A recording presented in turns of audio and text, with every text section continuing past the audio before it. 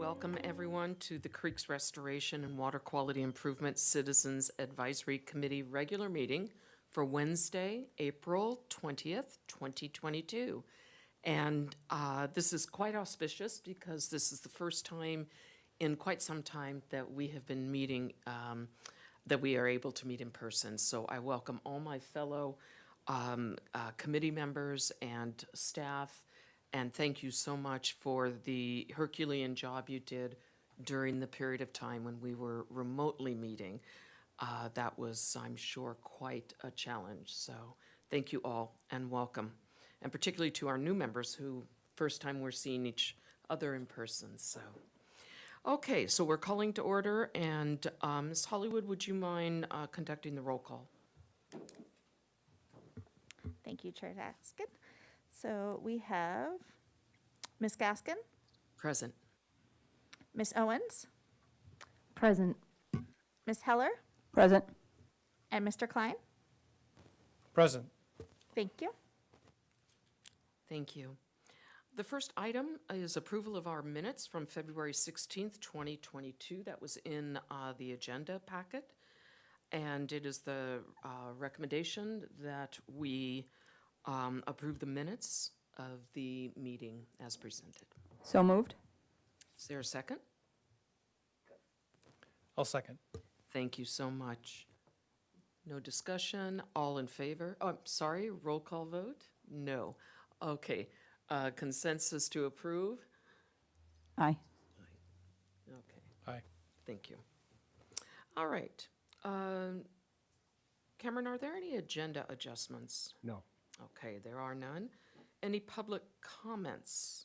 Ms. Hollywood? Madam Chair, I just have two announcements to make. The Okay. first is we have Earth Day coming up this weekend, and there are lots of festivities going on throughout the city. There are lots of beach cleanups to participate in, a lot of organizations sponsoring those. The Urban Creeks Council is doing a tour and a walking tour around the Andre Clark Bird Refuge on Friday, the 22nd at 9 a.m. I will be there and speaking about the history of the bird refuge and our upcoming water quality improvement project there. And then Earth Day, the Community Earth Day celebration itself is on Saturday, the 23rd. It's going to be at the Arlington this year, and it will be from 10 a.m. to 5 p.m. There will be tables set up in the courtyard outside the Arlington. The city will have a table there, and the Creeks Division will be represented at the table. So I hope a lot of people get out and enjoy those things. Thanks. Thank you very much. Are there any committee member comments? Okay, I would like to make one. We've said this before in different venues, but it's worth saying when we're together in person. The Arroyo Borough Open Space Project is extraordinary. And Cameron, I'm sure my committee members agree. Please express appreciation, gratitude, kudos to not only yourself, but to the staff who made that happen. It is worthy of being so proud of, and so such an accomplishment for the city. And we know that you were central in that, so thank you very, very much. Thank you. It's been a long time coming and a lot of effort, and the staff has done a great job, but the community really came together around that project as well, and I hope people get out and explore and enjoy it. It is an incredible place. Thanks. Thank you. And I just want to make note that an additional commission member or committee member has joined us, and we'll recognize Sophie Silva. Thank you so much. Thanks, everyone. Sorry, I was running around City Hall looking for everyone. Oh, my and then I gosh. was like, I should check the email. And I was like, oh, it's not here. Thinking, oh, maybe it got moved to Zoom. So sorry about that. No worries. And just so you know, so the public can hear us in broadcasting, just push your microphone when you want to speak and turn it off Perfect. when Okay. you don't. Thank Thank you. Okay.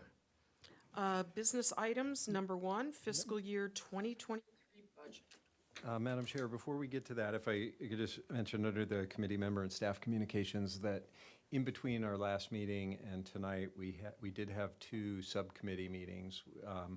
Our Creeks Advisory Committee Budget Subcommittee met on March 15th to go over the proposed FY23 budget in detail, and we'll talk a little more about that tonight. And then on April 12th, the Outreach and Education Subcommittee met to discuss an update to the public education plan.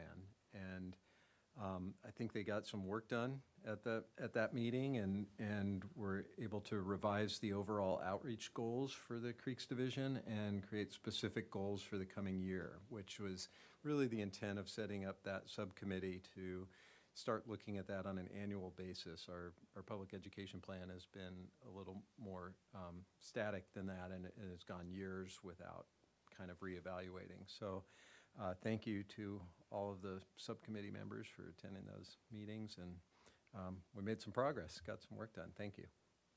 And thank you, and I apologize for jumping ahead, so excellent. All right, now business item, fiscal year 2023 budget.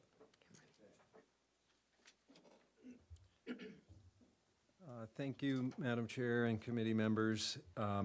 This evening, I'll be presenting the proposed fiscal year 2023 budget for the Creeks Division.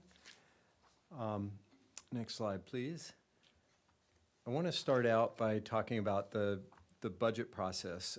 Several of you have been through this multiple times, but some of you are new to it. And for those of you who have been through it, you know that the city operates on a 2-year budget cycle. But each year we review the budget, and tonight we'll be reviewing the second year of the two-year budget, and there are some changes that we would like to talk about. The city budget was just presented to City Council yesterday by the city administrator and the finance director, and we're looking just at the Creeks Division budget tonight, and I'll be at the Parks and Recreation Commission next Wednesday, to go over the proposed budget with them. And then after my presentation tonight, the committee will have an opportunity to ask questions or make comments, and then have a discussion. And then I'll be looking for a recommendation to the Parks and Recreation Commission and to the City Council. We present our budget to the City Council on May 9th as part of the Parks and Recreation Department budget presentation, and then the City Council will act on the whole city budget in June. All of those meetings are open to the public and publicly noticed and available for people to participate. Next slide, please. And as all of you know, most of the funding for the Creeks Division comes from a voter-approved Measure B, which is a 2% transient occupancy tax or hotel bed tax that's placed into a special fund and restricted to pay for stormwater and surface water quality improvements and for creek restoration projects. The Creeks Division receives no funding from the general fund for the city, and our proposed budget is consistent with Measure B and with the Creeks program funding guidelines, which were adopted and approved by this committee. Next slide, please. Okay. I have a quick question. Sure. Was any of the budget affected during 2020 when there was like a lull in hotels being filled during the pandemic? Thank you, Madam Chair. Ms. Silva, yes, absolutely. The hotel industry, the tourism industry was significantly affected, but has rebounded strongly. And we'll look at those numbers as we jump to this next slide, and you can see something of an example of that. These are our projected revenue numbers. The Creeks Division, the Measure B numbers and our interest income are projected by the finance department for us. So these kind of just come and get plugged in. As you can see, in our adopted budget last year, we were looking at $3.9 million. It's up $800,000 from that. So that's a significant jump. That number, that was our adopted budget number, the 3.9 million. It's been revised as the year's gone on because we've seen that tourism is coming back, people are coming to Santa Barbara, and so the numbers have increased, but we're significantly over where we were last year. But really, you know, back in line with, when I look back at what our actual revenue numbers for Measure B were in 2019, we're just we're projected to come in just above that. So we're right back in line with the pre-pandemic range. I just want to note that our revenue projections do not include any funds from any pending grant applications that we have. So we don't sort of bank on that money. All of the grants we go after are always competitive, and they've been very, very competitive in recent years. So I'll talk a little bit more about grants a little bit later in the presentation. So we're looking at our total projected revenues of $4.8 million in FY23. Next slide, please. On the expenditure side, our proposed FY23 budget reflects that same jump up in the numbers that we saw with our revenues. So it's higher than the FY22 adopted budget. But there's a couple of exceptions that I'd like to point out here. The major one being our capital program transfer, and that's the last one on the list, but you can see we jumped $625,000 just in that one category. And for people who are new to the committee, the way our budget works is interesting. The committee goes over and reviews the capital program in October, and we're looking at, you know, anticipating what our numbers are going to be and what our needs are, and we adopt that, and that's the largest line item in our budget, and it shows up in our operational budget as a transfer out of the operational budget into a capital. So that's why it shows up in there. And again, that makes up almost the entire increase from this past year. Next slide, please. So here's the budget breakdown by category, and it shows the different line items in our budget as a percentage of the overall budget. As you can see, at 34%, our capital program is the largest portion of the budget, followed by staff salaries and benefits, and supplies and professional services. Welcome, Anna. Next Cameron, slide. may I ask a question? Sure, absolutely. Looking at the salaries and benefits, Yes. the increase of $70,566, Yes. is it represented by increase in wages for the same number of staff members, or is there an addition of staff? Madam Chair, Mr. Klein, yes, it's the same number of staff. We have 9 staff. This is a number in our budget that we don't necessarily have control over. We have the same number of staff. The increase that you see, some of it is in benefit increases related to health benefits and retirement costs, and some of it is staff salary increases that City Council voted for the entire staff. Yeah. Okay. Thank you. Sure. Next slide, please.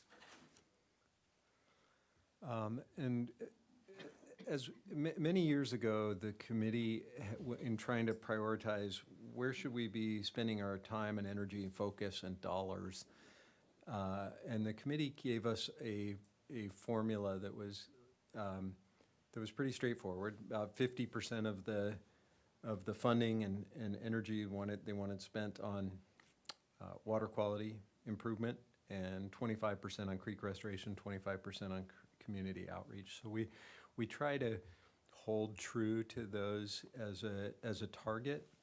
I want to point out that it's a percentage of the operating budget, so that does not include that big capital number. And I don't include that as in this slide or in this calculus because it changes. It can change so much from year to year and swing so wildly that it's really hard to know if you're staying true to those numbers, because you can see big swings if we're doing a lot of restoration projects versus a kind of a hard water quality project. it can really change the percentages from year to year. So this helps us be consistent with our operating budget, which is 2/3 of our expenses. Next slide, please. So our key issues that I want to highlight from this year's budget is a projected total revenue increase of $430,000. And that's an increase from our status quo budget. So as you saw in that first slide, it was more like a $800,000 increase from the current year's adopted budget. But this is an increase from what finance thought when we did the 2-year budget was going to be our revenue. So that's pretty substantial. That's almost a 10% increase over their forecast a year ago. Again, the capital improvement program transfer, we're increasing that $625,000 from the current year. We have a couple of one-time items proposed in our budget this year. One is a website update. The city's going through a process of updating its website, and if we can, if we're permitted to do it, we would like to create a sub-site of our own for the Creeks Division. We think that, in order to be successful with non-point source pollution and urban runoff and outreach and education is key for that. And we think that our web presence could be improved a lot and help that be a more effective tool for us. We got an estimate from the city's IT person and the web folks, and they estimated $30,000 would cover it. So we've proposed to put that in. And again, it's just a one-time cost next year.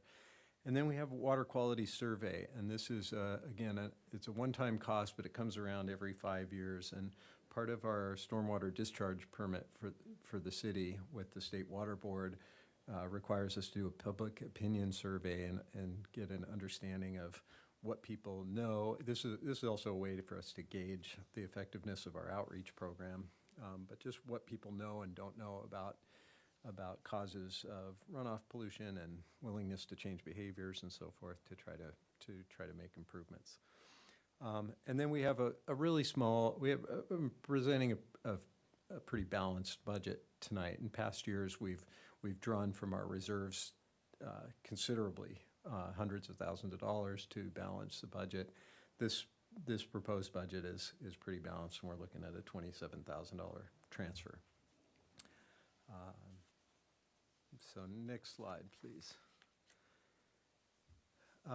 So I'm going to go through just a few of the areas that we're working on and where some of the money is going. We're proposing to continue with water quality monitoring and research in FY23, basically the same funding that we had for FY22.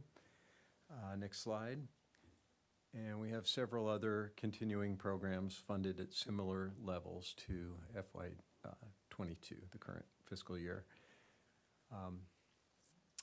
Next slide, please. So here are the specific projects in our capital program. Again, this was reviewed and adopted by the committee in October, and we're looking at $1.65 million transfer into our capital program. The way the Creeks Division does its capital program is we try to put some money into these projects every year so that we don't get to the end and not have the money to complete the project. So we sort of build the bank up. It gives us enough money to go through the planning process and permitting and design, and then actually have the funds to implement the project, or at least to use for leverage for a grant that will help us get the project completed. And so I just wanted to highlight a couple of the projects that the committee will see moving forward this year. The third one on the list, Lower Mission Creek Restoration, that's a project we're working on with our Public Works Department. We're partnering with Public Works, and they're working on a bridge over Mission Creek, and we're working with them to acquire and restore a section of Mission Creek on either side. And one of the things with the Measure B funding guidelines is that they're very clear about not using the funds for mitigation for development or other development projects. So what we are doing is trying to do this value-added thing. So Public Works, as part of their project, will take care of all their required mitigation, and then we'll be able to do additional work with the Measure B funds. The one right under that, Mission Creek Restoration at Oak Park, we've done some restoration on one reach of Mission Creek at Oak Park, but there are other sections where we've got some concrete and debris in the creek and some vertical wall structures in the creek, and we're working right now on a conceptual design, and we're hoping to either get the committee out to the park to take a look at it, or we'll bring it to you for a presentation before we're moving forward with the final design on that project. And then 2 down from there, Andre Clark Bird Refuge is a project that the city's been looking for a solution for about 100 years now. And we're seriously into 90-something years of water quality problems at the Bird Refuge. And I actually just found out tonight that it looks like our permits are all lining up, and we're very hopeful to be able to go to construction in the really short permit window that we have, which is going to be basically September 1st to the end of October. So we've got 2 months to do that work. We're trying to anticipate as many things as we can that could be issues for us getting that project completed in that short window. And we also tonight just received a bid for the gates, the weir gates that are going to open up, because we're buying those now because we found out there was a 4 to 6 week lag time to have those constructed. So we're just buying those now, so when the contractor comes in, we already have them. So we're just all these steps, and we're receiving a lot of good advice and help from Public Works Engineering on that, and hopefully, using all their experience with that kind of stuff and with the supply chain issues that we have right now, we'll be able to keep within our construction window and get that project done. So, and we're hopeful that this contribution at $400,000 is the last one. It should get us pretty close to being able to construct the project. So we'll see when we get the construction bids in.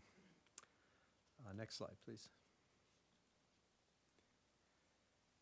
This chart shows the funding sources for the Creeks Division Capital Program over the years, and we usually have a blend of Measure B funds and grant funding. As you can see, it varies a lot, and there's a lot of different factors that go into that. One is the availability of grant funds. The other is the match for different types of projects that we have that are just very grant fundable. I can tell you, it's not, looking at these numbers from the last couple of years, it's not for lack of trying. We are still applying for a lot of grants. We're still trying to compete for a lot of grants. We always have at least 4 or more grant applications going in any given year, and I think we'll just keep seeing these numbers go up and down. But one number is pretty impressive to me, and that is that in 20 years that the Creeks Division's been here, we've received over $20 million in grant funding for our projects. Next slide, please. I want to talk a little about unappropriated reserves. So the purpose of the Creeks Division unappropriated reserve is to use for capital projects, grant matches, and for revenue shortfalls.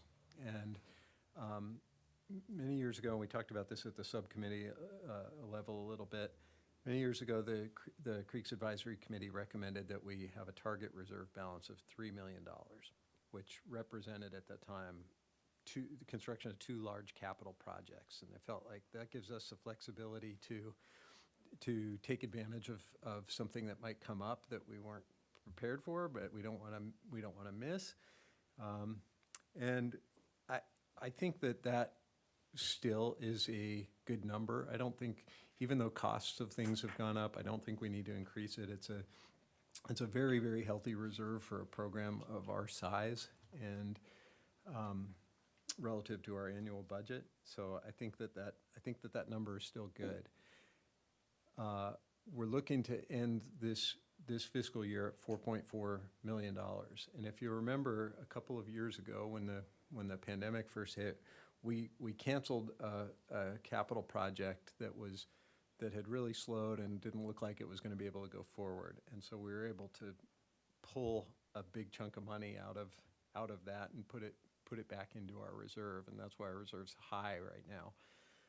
But I do want to note that even though our budget's pretty balanced this year, and we're still looking at potentially ending this next fiscal year at 4.4 million, which is above our reserve target, there are a lot of things that could ultimately influence that. I just talked about the bird refuge. We think we've saved enough money that we're close to what our engineer's estimate is going to be, but we don't know what the bids are going to come in at. And the cost of everything, labor and materials, is really dramatically increasing right now. So that's an unknown for us. We have 2 capital projects that we're working on right now that may involve an acquisition or partial acquisition. So we may need to utilize some reserves for that. Real estate prices are also going up. So I want to kind of celebrate that, yes, we've got a really healthy reserve, but also caution that we may see things come up in the coming year where we need to use some of that money. And that's another great time for our budget subcommittee to get together and kind of take a look at that before we go to city council and ask them to appropriate some of that reserve. So I have a quick question. sure. Let's say there was a fire, like I'm not wishing this at all, but if there was a fire like there was in 2017, and like hotels were vacant again, would the funds then come out of this budget to kind of compensate for anything that was not able to come out of the tax? Yes. Once again, the purpose for the reserve, and this is again all things that we've developed in this committee, is for capital projects, grant matching, and revenue shortfalls. Yeah. And so we have used it. We have used the reserve for all of those things. So yes. And may I ask a question also? Obviously, that money is protected from being raided, as it were, by the city, but I know that the city is looking at budget cuts. Is there any possibility that the budget you took us through could be chipped away at by the city's efforts to reduce spending to deal with the deficit? Thank you for the question. As I discussed in the beginning, the Measure B was put on the ballot and passed by voters. It has specific intent. That intent is part of the municipal code language. The funds have to be used for water quality improvement, creek restoration, and outreach programming related to those things. The bright lines can be challenging, so that's why the committee developed funding guidelines to kind of look at some of those things. And there are some principles that were put into the minds of the voters back at the time of the ballot measure, and then kind of memorialized by the committee. And some of those are the example of not using the funds for mitigation for other development projects. But one of the primary principles was that the Measure B funds were intended to supplement and not supplant existing program funding. So at the time Measure B went on the ballot, the city was doing things to try to promote and improve water quality, ocean and creek water quality, but the water quality was still being degraded. So it just, the sense was it wasn't enough. So if you take the Measure B money now and you just pay for those programs that you were already doing, your water quality is going to continue to degrade, and you're not going to get that value-added boost to turn things around. So that's been a primary role of the committee. My recollection of that back at that time was our mayor at the time, Harriet Miller, proposed creating this committee in response to concerns from the public that the funds would not be used for what they were being told they were going to be used for. And so one of the major oversight roles of the committee is to look at the budget and to ensure that those funds continue to be spent the way they were intended. And I think it's important to, again, reiterate that there are no general fund allocations to your budget. Right. And so those clearly might have been at risk, but they aren't even part of this. Right. Thank you. It's a very helpful clarification. So the next slide, please. And with that, I will conclude and be happy to answer any other questions. Are there any questions for Cameron? As always, this is such a thorough and understandable presentation of the budget. It's very, very clear. Any comments or questions? I would just like to conclude that these budgets are always forward-thinking. They are, I think, a period of time when we should be celebrating the vision of those who foresaw Measure B, and that the citizens of the city passed that. It's a remarkable, progressive way to approach water quality and stream restoration. So I always get quite thrilled when we look at this. And to be able to leverage over the course of the history 20 million in grant funds is extraordinary. So the benefits are immeasurable. Thank you. I'd like to just say something about that and the grant funding. I mean, having this source of revenue is really critical to our success. I mean, for some obvious reasons, but some that may not be so obvious. And I had the opportunity in the last few weeks to be out with one of our grant funders in the field and looking at some of our projects. And I've had this experience numerous times over the last 15 years where we're out in the field and city budgets go up and down, and you're talking about, you know, cuts to programming and services, and oftentimes one of the first cuts that gets made is to parks and landscaping and things like that. And with our restoration projects, we have these folks come and visit, and they're always blown away because they invest a lot of money into these projects, and then they come around and they audit them 10 years later. They look good when they went in, but they just didn't have the funds to continue the upkeep on them. And we do, and that is really impressive and puts us in a much better position when we're going back and asking for help with future projects. And so it's really critical, and we do keep an eye out for leveraging all the dollars to get the most we can for the community with what we have. But it's but having that available and having it not go away in certain years makes us just that much more competitive. Thank you. Is there a motion to recommend approval of the proposed Creeks Division fiscal year 2023 budget to Parks and Recs Commission and City Council? So moved. There's a motion. Is there a second?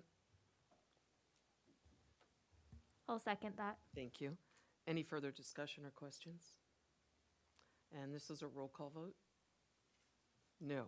All in favor, please say aye. Aye. Aye. Aye. Opposed? Abstentions? Carries. Thank you very much. And we will move on to item 7B, which is Southern Coastal Santa Barbara Creeks Bioassessment Program and 2021 report. And Cameron, you'll be introducing staff. Sure, thank you, Madam Chair. I'm actually going to introduce Dr. Jill Murray, who is our Water Quality Research Coordinator at the Creeks Division, and she is going to introduce our presenter tonight. Thank you. Good evening, committee members. It's been a long time since Jeff Brinkman has spoken to you all, and I think maybe one or two of you have seen him before, which is great. He's speaking and teaching. He's really good at explaining what he does to a new group of committee members. So Jeff will be speaking about bioassessment, which is one part of our overall water quality monitoring and research program. And he's conducted this, he's an expert in this technique. We can't conduct it in-house. He's been doing this since 2002. He earned a master's degree at UCSB, and his master's research was on developing this program for Santa Barbara Creek specifically, and he's been doing it ever since.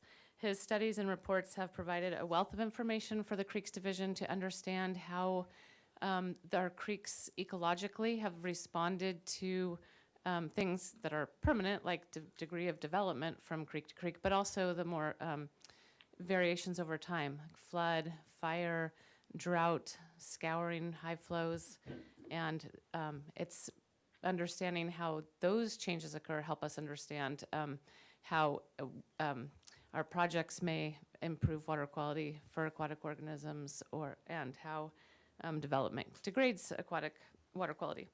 So in the context of our overall monitoring program, the bioassessment is what we would call the third tier. So at the bottom, our bottom levels, we can go out and collect water quality samples, and we can test them ourselves or send them to a lab where we are testing for specific chemicals or features that we can identify ahead of time that might be harmful or beneficial to aquatic organisms.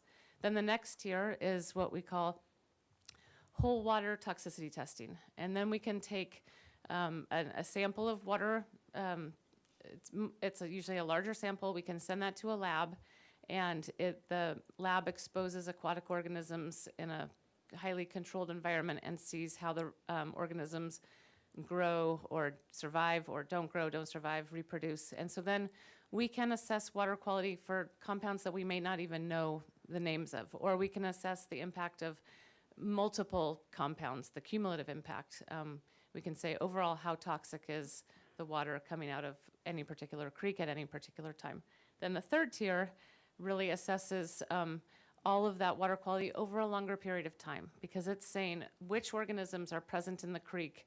Do they look like the organisms that we know are present when water quality is really excellent, or are they the organisms that are present when water quality is really poor?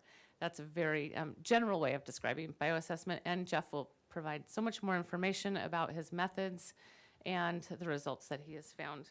And so with that, I will pass this along to Jeff, and then at the end, you can ask questions of either of us. So thank you.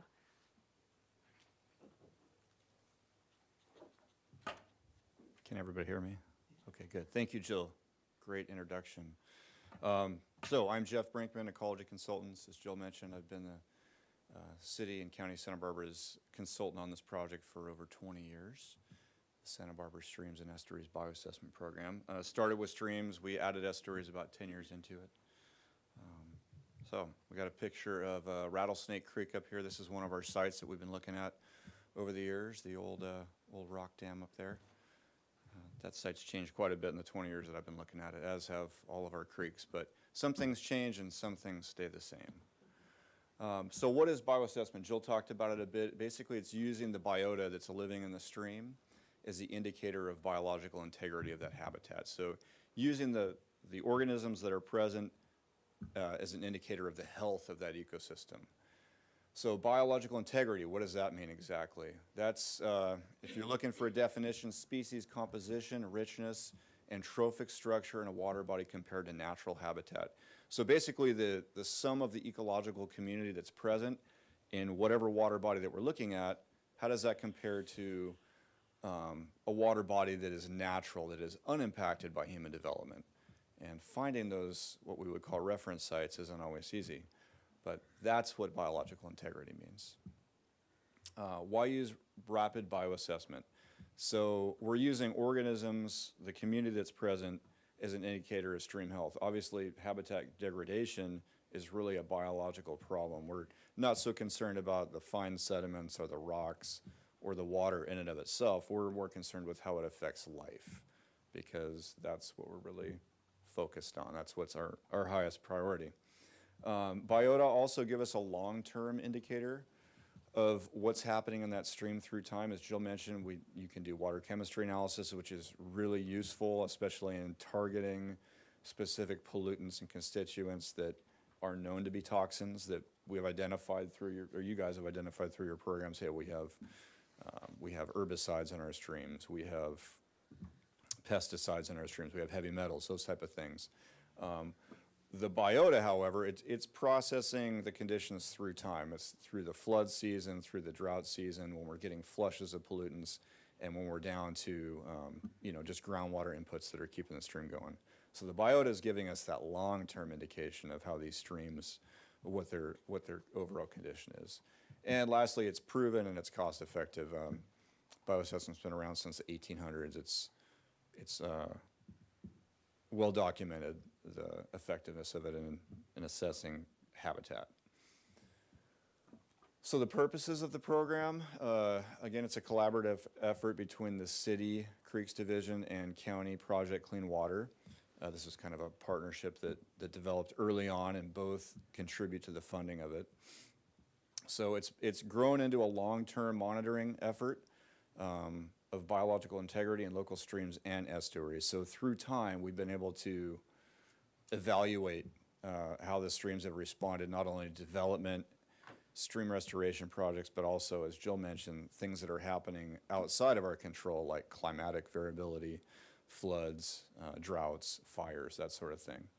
So you've got the natural and human influences that we're trying to understand how these affect our streams and estuaries. It can allow us to detect impacts and sources of habitat degradation in a general sense. Obviously, we can pinpoint streams that are maybe in a lesser biological condition. Might sound obvious, but when you're actually documenting that, that gives you a starting point to then start investigating, well, why is this particular site in rough shape? And then start to figure out how can we improve that, which is what this program that y'all have does, right? We're trying to improve water chemistry, water quality, we're doing creek restoration, we're doing public outreach. So this program that I do is another way for y'all to understand and evaluate the effects of your efforts and how those are translating in the streams. Our study area, it's a little broader than just the city, so we have several city sites in Mission, Arroyo Burro, Sycamore Creeks, those watersheds, but we stretch basically from Halama at the near Point Conception all the way to the county line. Rincon Creek is our furthest east stream that we study. As I mentioned, we started in 2000. Each year we look at approximately 20 stream reaches, give or take a few. We've looked at well over 60 unique stream reaches over the years, and we've done over 400 total creek surveys. So, numerous sites we'll do every year, like a lot of the city sites. We've probably surveyed them 20 times in 22 years. Other sites we've only surveyed once, and some in between. As I mentioned, the city reaches are in Mission Creek, Sycamore Creek, and Arroyo Burro. We have approximately 3 to 6 in each of those streams, depending on the year. And we're looking at a full range of conditions, from pristine, such as your top photo, that's actually Mission Creek up at Rocky Nook, which is a real nice stream. At that point, the landscape up in the foothills. And then you have Mission Creek downtown, and you've got buildings and, obviously flood control, the widening of the stream channel, and shaping stream banks. But we still have a stream there. So we're looking from the headwaters to the ocean is our goal. And then the estuaries, we started studying those in 2011. There aren't that many estuaries along the coast that are surveyable, that fit sort of a certain regime that we're looking for, a true estuary, a brackish water body. But we have looked at 15 unique estuaries over the years, 90 plus surveys. And again, this is a full range of conditions from our higher disturbed Mission, Sycamore, and Arroyo Burro that obviously drain an urbanized watershed. We have some others that are more in an intermediate condition like Carpinteria, Tecolote Creek, a little bit more on the fringes, more agriculture, a little bit of urban influence for those, and then more reference sites out in Gaviota Creek and Halama Creek Estuary, which, you know, have some grazing impacts, maybe some road impacts, agriculture, but not really urban. And then, so what are we doing? What is bioassessment? We like to call it rapid bioassessment. What do our studies consist of? Our field surveys, first of all, we sample benthic invertebrates. So those are the organisms, the invertebrates, aquatic insects, crustaceans, worms, those type of things that live in the stream sediments or along the surface of the sediments. We collect a sample of those. I'll describe that a little bit further a little bit later.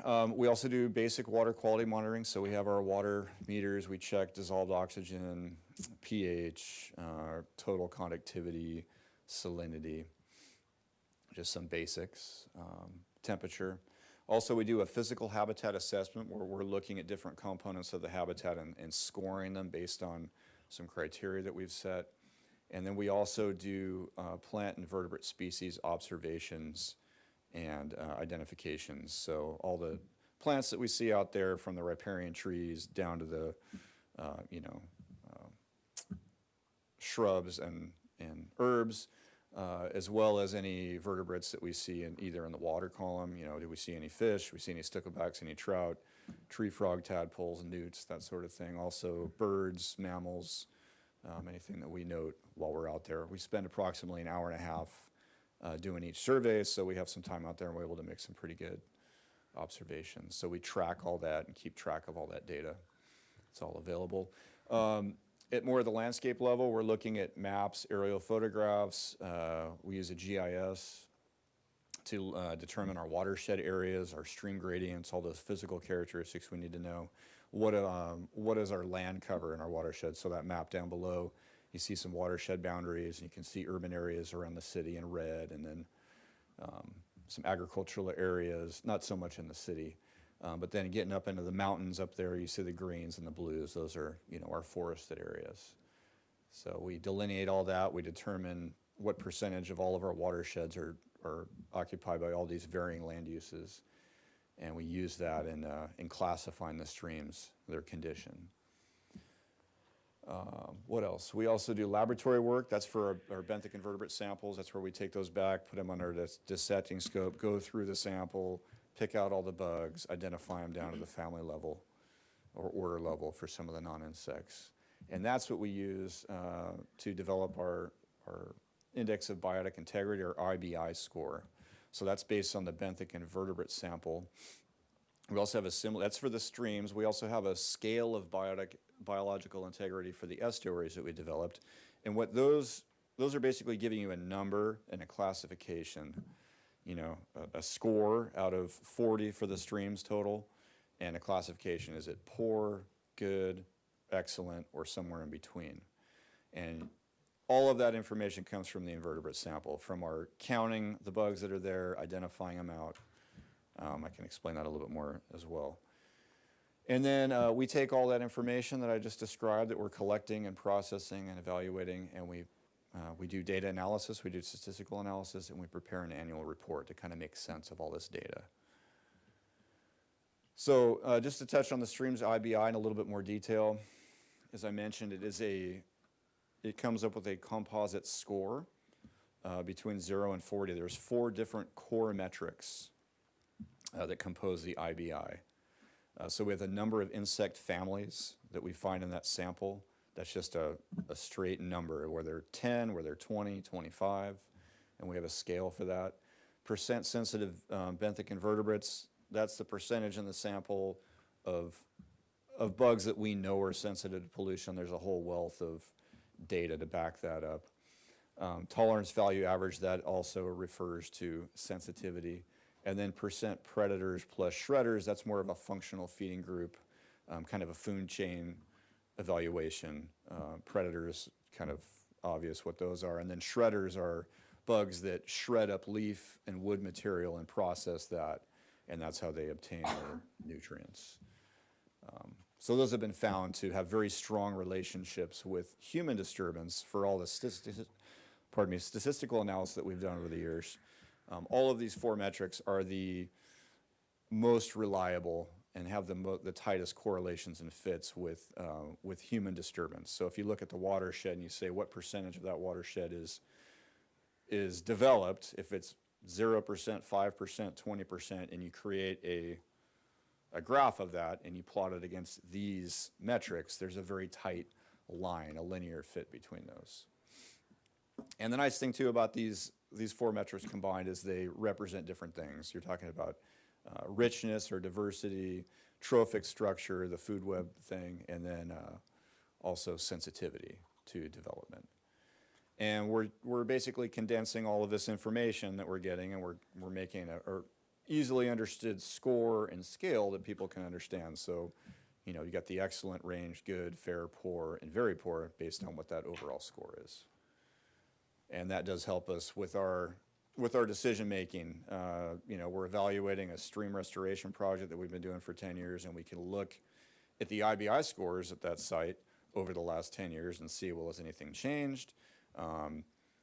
If so, great. If not, well, maybe we need to do something else or take a different approach for this particular component of the community. That doesn't mean that restoration could not help the IBI score. It could be helping other things. So this is just the aquatic side of things. So it's supposed to be a tool that helps guide decision-making in future projects. So we found the IBI works. As I mentioned, we not only with the core metrics, but with the overall scale, we have a very tight correlation or significant relationship between human disturbance and IBI scores. So this figure here is showing classifications of our streams, and we have them classified as highly disturbed, moderately disturbed, or reference, and there's another one in there which relates to fire and drought impacts. But basically, we look at the physical characteristics of the stream a priori, as we would say, just physical characteristics, the percent of the watershed disturbed, and then that habitat score I was mentioning that we do. Those are just looking at physical characteristics, both at the reach, you know, the small scale and the large scale. And we classify our streams before we look at the biological data. And we put them into those 3 categories: highly disturbed, moderately disturbed, or reference, which is least disturbed.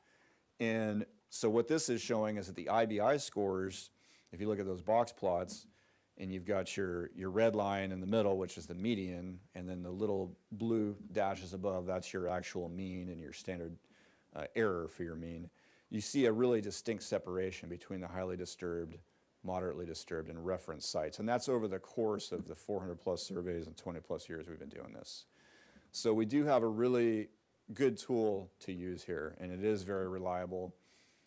86% to 2 classes, that would be like if you have a reference site, it would score good or excellent 86% of the sites. To 3 classes, that would mean for a reference site, fair, good, or excellent, 98% of the time your reference sites are going to fit that category. And the same would go for the moderately disturbed and highly disturbed. So, for example, highly disturbed to 2 classes, it would be poor or very poor, 86% of the time. And that is a really good number, especially for ecology. Ecology is an inexact science by nature. We have a lot of things going on in the background too. We have fires, floods, droughts, which we've accounted for a little bit by that 4th category, but not all of it. So we have a lot of background things that are going on too. And the IBI is also shown to be sensitive to those type of events, which is good. It helps us understand the difference between, hey, we just had a 5-year drought, we should expect lower IBI scores across the board. But we should still see a difference between highly disturbed sites and reference sites. And so far that's been the case with this tool. As I mentioned, there are a lot of natural variations. So this graph here shows IBI score over time from 2000 to last year, 2021. And I have it separated out, the sites separated out by reference sites, which is your green up top, moderately disturbed sites, which are in yellow, and the highly disturbed sites in red. So if you follow, the red, it's, they're already pretty hammered, so you're not going to see a tremendous difference from year to year, and that's kind of what we've seen. They're all kind of generally low on the average. But if you look up at the reference site and then even the moderately disturbed sites, you do see a pattern. And kind of in normal flow years, we've had decent rainfall, not a lot of drought. You see higher IBI scores, especially in the beginning of the program. And then we had a big flood year in 2005. I think that was the second wettest year on record. And we had a tremendous amount of scour in our streams, just freight training down the streams. It washed everything out. We had a big drop in IBI scores at the reference sites. They went down around 20, which is in the fair range. And then they bounced back the next year, and they were mostly high again up until the beginning, or about a year into our drought that we had from 2012 to 2017. There's a little bit of a lag. We saw quite a drop there, and it stayed low for probably 5-6 years there in our reference sites. So we really did see a big impact of that drought. Now you still see the scores are still a lot higher than the highly disturbed sites, but certainly lower than what you'd expect for reference sites. And then we've had a little bit of a bounce back the last several years. We had a couple good rain years, and we had a really bad drought year last year. This year wasn't so good, so we'll see. We might be dropping again this year. We'll find out. But that's kind of what we've seen and some of our explanations for what we've seen. Also wildfires. Obviously, we've had plenty of those over the last 20 years here. This graph shows individual sites that were affected by fire that had at least 60% of their watersheds burned by a major wildfire. So including the Tea Fire, the Jesucita Fire, so we got some sites there in Mission Creek, Rattlesnake Creek, San Roque Creek that were devastated by those fires. And then more recently, the Thomas Fire, which was the mother of all fires, right? Burned 100% of the watersheds for most of our streams on the east side of the San Ynez Mountains. Montecito Creek, which is actually Cold Springs Creek. C3 up there, if you can read that, that's Gobernador Creek and the Carpinteria Creek watershed, and then Rincon Creek. So now we have, numerous sites here that we've seen major wildfire effects in. And some of them we have scores available for the year before the fire. And then you see a big dip there. That's year 0, that's the year before the fire. You see a big dip down there after the first year following the fire, when, obviously you have what fires do, right? They burn the vegetation, you get increased runoff, increased erosion, scouring of the stream channel. It basically creates a flat rectangle through your stream, where before you had all the boulders and cobbles and logs and nooks and crannies for all the bugs and fish and everything to hide in. So now you don't really have that. You have a more homogeneous habitat. And then over time, you see recovery. So 2, 3, 4 years out, we start getting back closer to more normal IBI scores at these sites. We're still kind of following with interest with these Thomas Fire sites. This will be the fourth year for those sites. So we'll see how they do. They're starting to recover the last couple of years. So just to kind of sum this up, this whole idea of episodic disturbances, part of our natural cycle, floods, droughts, fires. We've seen severe impacts from all of those. Flood, scour, drought, you have drying stream channels, low dissolved oxygen, or no water at all, and then the stream has to start over. You don't get all the nutrient and sediment flushing. Fires, we just talked about those impacts. And we've seen that recovery can take months to years, depending on the severity of that natural disturbance and the duration of it. But that our streams are resilient. They're chaotic, very dynamic ecosystems by nature. They go from, a raging torrent to a trickle to even drying up with regularity. And the ecosystems have developed an ability to recolonize and come back. Just touch on the city restoration projects a bit here. M2 started, that's Bonnet Park, Old Mission Creek, almost 20 years since you guys started that. AB5, that's the Mesa Creek project where we daylighted the stream there going into the Arroyo Burro Estuary. Barger Canyon started in 2016. an Arroyo Burro tributary, and then your open space on Arroyo Burro and Lower Arroyo Burro is the bottom two projects. So we've seen tremendous improvement in stream habitat conditions from those projects. So really great improvements in riparian vegetation, shading of the stream channel, canopy cover, water temperatures have dropped. We've seen some improvements in bank stability and the actual substrate in the channel and the complexity of the habitat in the channels. So that has been very apparent, and that's shown up on our habitat assessment scores. For our program. I know you guys have other ways of measuring these projects. There are still watershed scale issues that remain: hydrology, water quality, habitat loss, and fragmentation. When we restore a few acres along a stream or a couple 100 feet along a stream, it's wonderful, but it doesn't take care of those larger scale issues. And I know that this program does address a lot of those things: stormwater filtration, street sweeping, public outreach, trying to reduce the pollution inputs. Those are the type of things that are going to need to continue to have a notable lift in our IBI scores. So we've seen some ups and downs. I can show you a graph in a minute.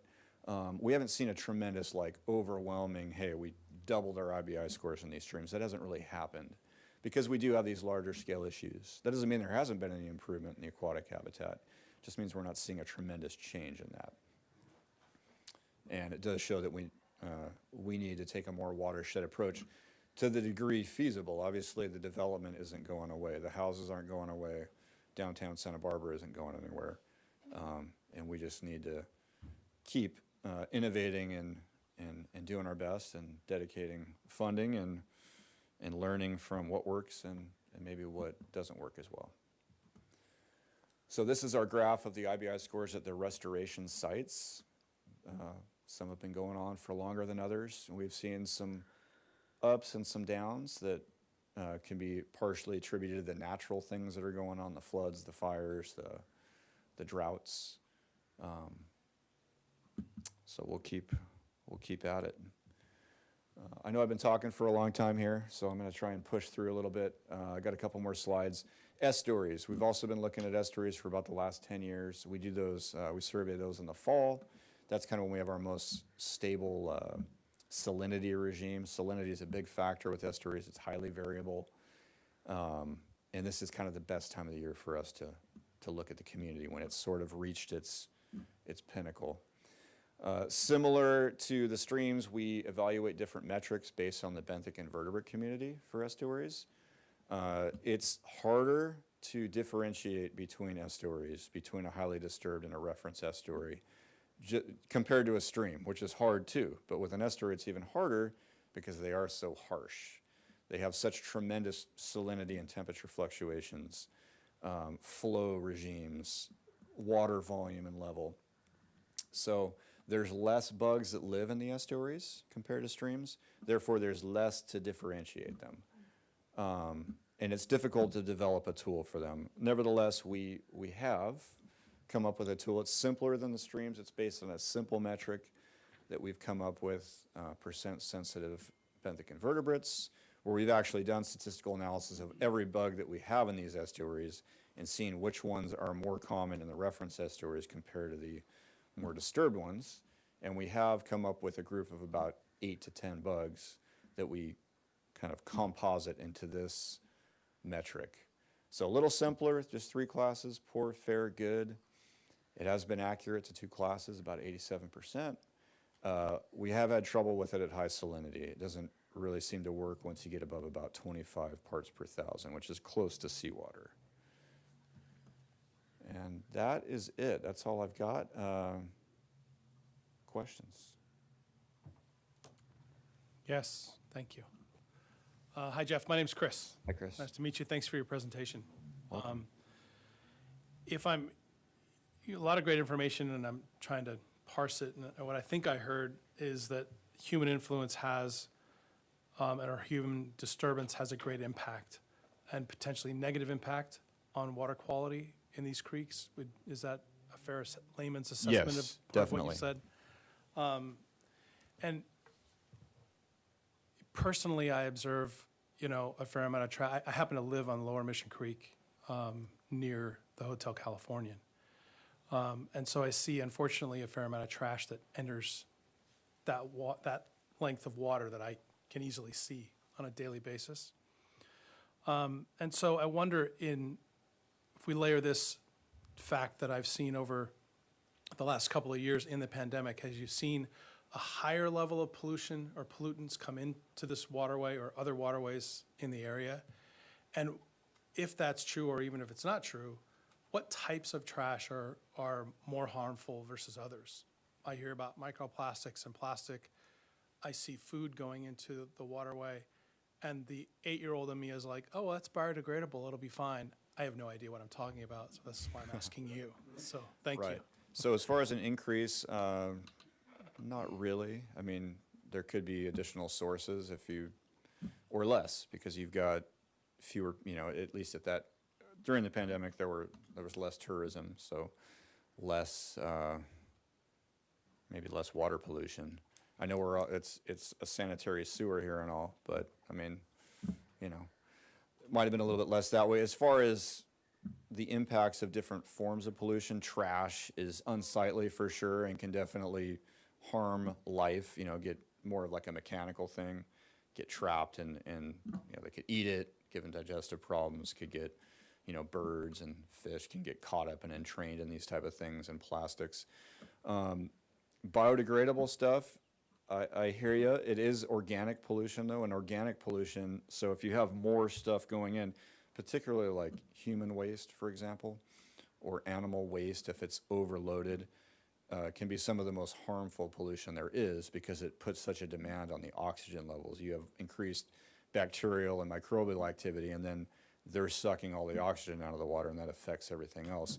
So actually the origins of bioassessment go back in the 1800s and even before, in Europe and even in this country, where it was mainly an organic problem, where you had cities and a lot of people, and that waste was going into the water body, and the water bodies were dying.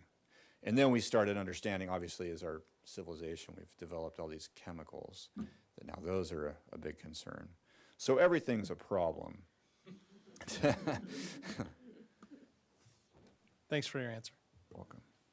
Other questions?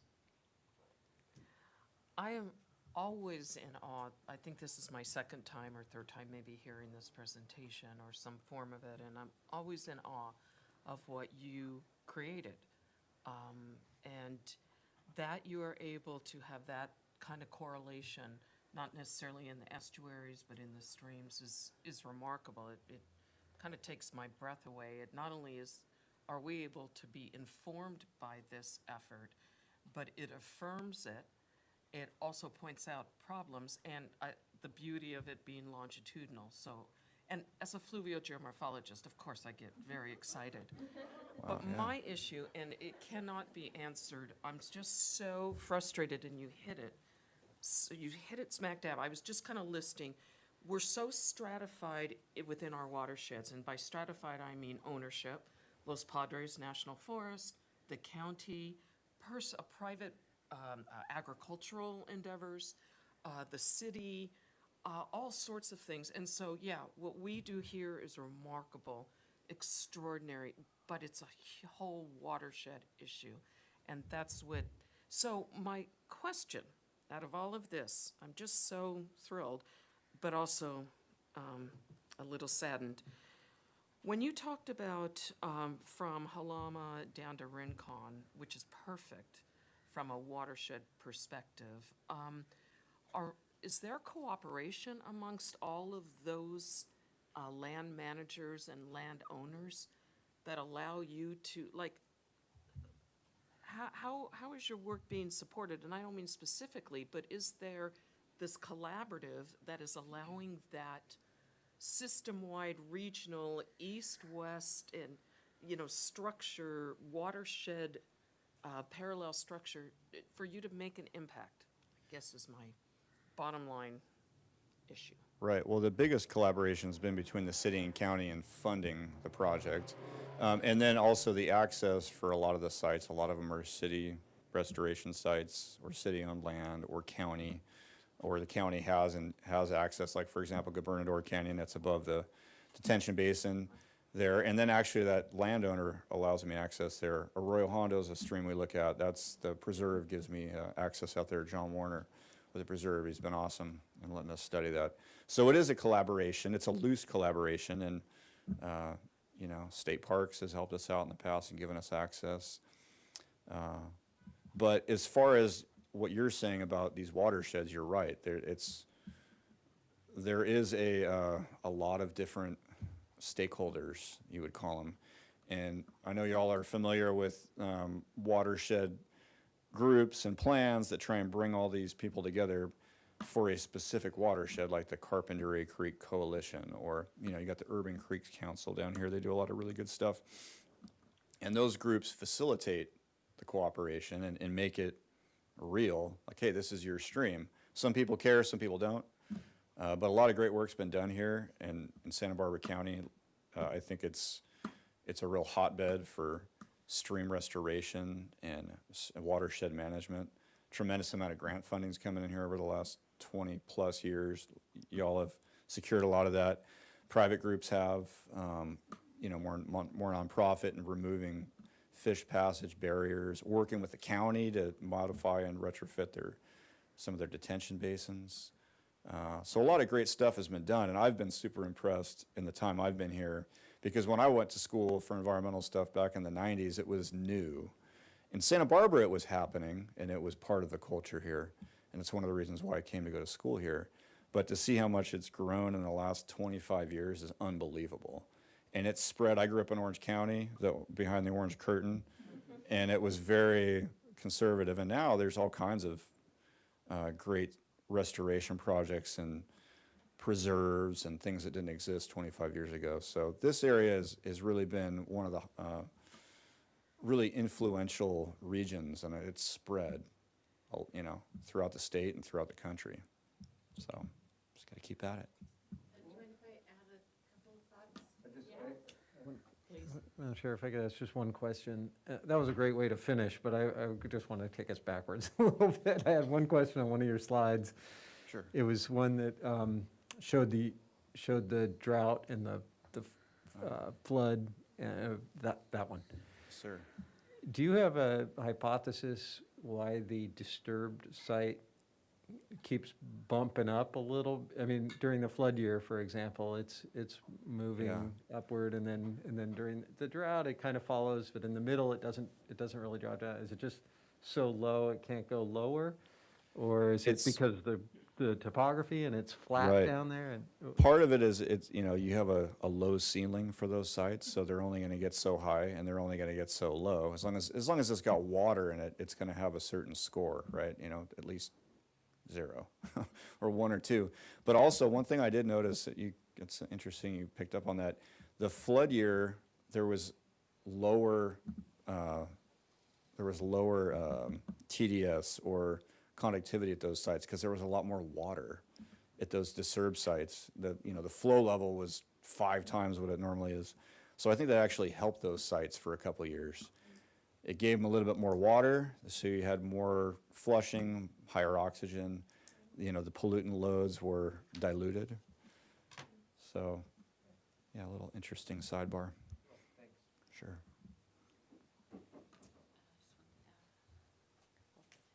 Okay, I just wanted to add a couple of things in response to the questions that were already brought up. Committee Member Klein, do you, I know that you're quite new. I don't know if you saw the microplastic presentation that we did for the forum, the Creek Week forum. I think that was Creek Week, wasn't it? I think it was in the fall. Yeah. Okay. We do have a microplastic project where we're looking at the amount and distribution of microplastic pollution in our creeks. And I think that is a much larger potential impact than the larger pieces of trash, but a lot of the microplastic comes from the larger pieces of trash. So I really recommend you find that presentation. We're partnering with Patricia Holden at UCSB and 2 excellent graduate students who did a really good job explaining the impacts of micropollution and then our project. And we just collected some of our final samples for this. This project is grant funded through UCSB's Associated Students Coastal Fund. And so we are looking at creek samples during the rain flow, and then also looking at the potential for street sweeping to pick up the microplastic, and what percentage of what gets into the creeks could be taken away by the street sweeping. So results to come. Jill, maybe Thank you. maybe if we could find a link to that, and just email it Yeah. over. I definitely will. I'll do that tomorrow.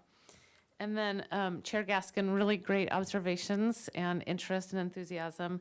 And I wanted to say a couple of more positive things about Jeff's program, because the bioassessment is used throughout the world, and especially in California. Most approaches have to identify the organisms to the species level. And that means you're looking in a book, and he could tell you the details, I don't know, but like counting under the microscope specific little horns coming off of a tiny forehead of a aquatic insect. He is doing this at the family level, and that is so much more efficient. So you probably have an answer to this, but I think we can collect probably 5 stations for every one that would be done the traditional way. And he has spent time arguing his approach to us, because we get pressure just by watching what the state is doing. You know, are you sure we can keep doing this to the family level? And he provides us the statistics every few years that back up this approach. And it really, we would never have such a thorough understanding about the responses to fires and floods, et cetera, if we were paying him to do this at the species level. And then I really loved what you brought up about the different jurisdictions or ownership. And, you know, you were talking to him about just the study level, but on the kind of watershed management level, that's really what TMDLs, which are governed by the Clean Water Act, what they have to do. And so they'll come in and say, what's the total amount of pollutant that we can stand, that the ecology can handle coming down this watershed? And then it divides that into the different jurisdictional areas and gives waste load allocations to each of those. And it's really messy and thorny. So far, as a city, we haven't had to deal with that, but many areas have. And then the last thing I wanted to bring up is that we talked about, which relates to that. So there's inputs from different areas in the watershed that might come into our creek, but I'm starting to really think about the airshed as well, because we've collected samples up in Rattlesnake, which should be very pristine in reference, and we're finding pollutants, pesticides. I know that those pesticides are not used up there, and so I do think they're probably blowing in off of wind. Don't know how far that's coming from, and that's not something we can answer yet. But really, it's not just the watershed boundary, you know, especially in an area like this where we have a lot of wind and a lot of wind-blown sediment and dust, and that does contain pollutants that are absorbed onto those sediment grains. So that's not a really happy thought to end on, but you really brought up some important points, and I appreciate that. Well, excellent, and again, another example of how progressive this, the program is. Just amazing. All right, I think we're ready to adjourn, and we are adjourned. Thank you.